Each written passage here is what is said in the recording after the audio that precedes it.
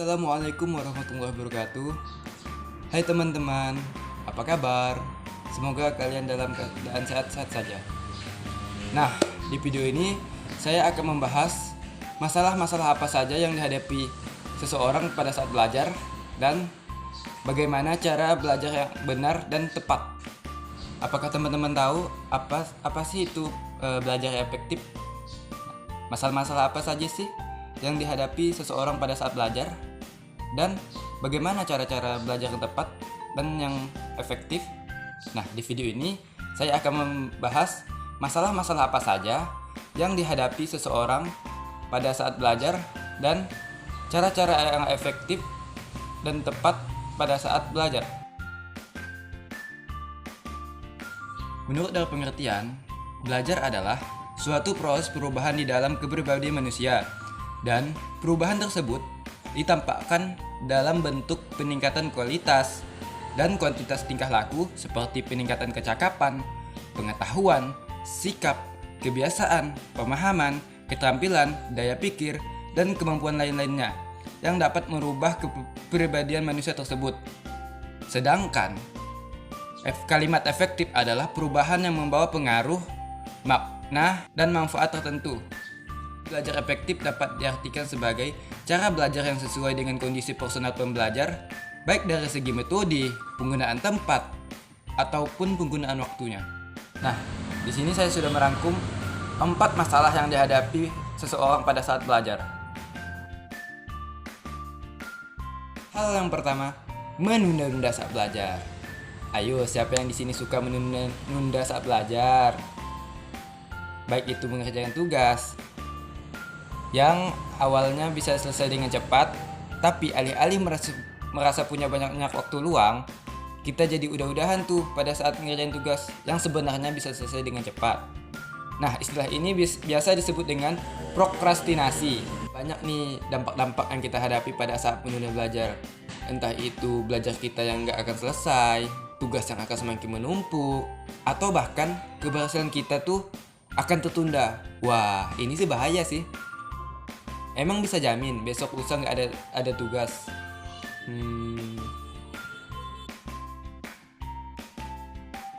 Yang kedua, fixed mindset. Pernah nggak sih kalian ketemu sama satu mata pelajaran yang bikin kita dengar katanya aja tuh langsung malas atau malah kesel? Misalnya dengar kata matematika, fisika, kimia, atau bahkan bahasa asing seperti bahasa Inggris dan bahasa Arab. Kita seolah-olah tuh nggak akan ngerti sama apa yang diajarin, nggak mau dengerin sama penjelasannya, atau bahkan ngerasa pengen ngeluarin jurus menghilang. Swing! Rasanya buat kita bisa ngelewati materinya aja ngerasa ngap-ngapan. Padahal kita punya banyak potensi yang bisa kita kembangkan untuk mempelajari materi-materi pada pelajaran-pelajaran tersebut. Yang ketiga, metode yang salah. Nah, setiap orang punya cara belajarnya masing-masing, bahkan ada banyak tipenya. Nah, yang jadi masalahnya saat belajar adalah belum mengenal cara yang kita banget.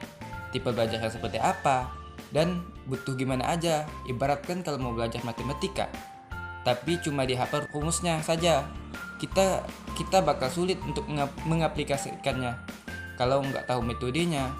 Atau misal, kalian mau belajar bikin roti, tapi ragi yang digunakan ragi tempe, ya rasanya akan ambiar. Yang keempat, malas. Wah, ini sih penyakit paling klasik sih yang sering kita rasain. Bawaannya tuh pada saat belajar tuh berat banget. Bawaannya pengen rebahan mulu, main HP gitu kan. Nah, malas ini biasanya muncul saat kita kurang exciting buat menghadapi sesuatu, merasa beban atau gak tahu tujuannya buat apa. Padahal itu hanya godaan, tapi kalau diikutin akan semakin melekat. Nah, setelah saya membahas masalah-masalah yang dihadapi seseorang pada saat belajar, selanjutnya saya akan membahas tips belajar yang tepat dan efektif yang bisa kamu terapkan pada saat kamu sedang mau belajar. Yang pertama, pengulangan berkala. Untuk belajar yang maksimal, kamu bisa menerapkan pola belajar sebentar namun sering. Pakar neuroscientist membuktikan bahwa sinapsis atau titik temu antara terminal salah satu neuron dengan neuron yang lain akan membuat kamu mengingat dan memahami banyak hal. Cobalah untuk belajar 15 menit setiap hari dalam seminggu. Yang kedua, temukan gaya belajar kamu sendiri. Kamu pasti punya cara belajar dengan gaya kamu sendiri yang mungkin berbeda dengan orang lain. Ada yang cepat menangkap pelajaran dengan menonton video, namun ada yang lebih mudah dengan belajar bersama dengan teman. Atau bahkan lebih senang belajar di tempat yang sepi dan menyendiri. Nah, kamu termasuk tipe yang mana nih? Yang penting kamu nyaman. Yang ketiga, tidur yang cukup. Tidur yang cukup merupakan hal yang penting dalam menyimpan informasi dalam otak. Orang dengan istirahat yang cukup pada malam harinya dapat mengingat bahan pelajaran sebesar 35% lebih baik daripada yang belajar pada pagi hari tanpa tidur pada malam harinya. Yang keempat, fokus. Masih suka menunda belajar karena terlalu asik bermain gadget? Stop. Kebiasaan yang seperti ini. Cobalah untuk menemukan titik fokus kamu.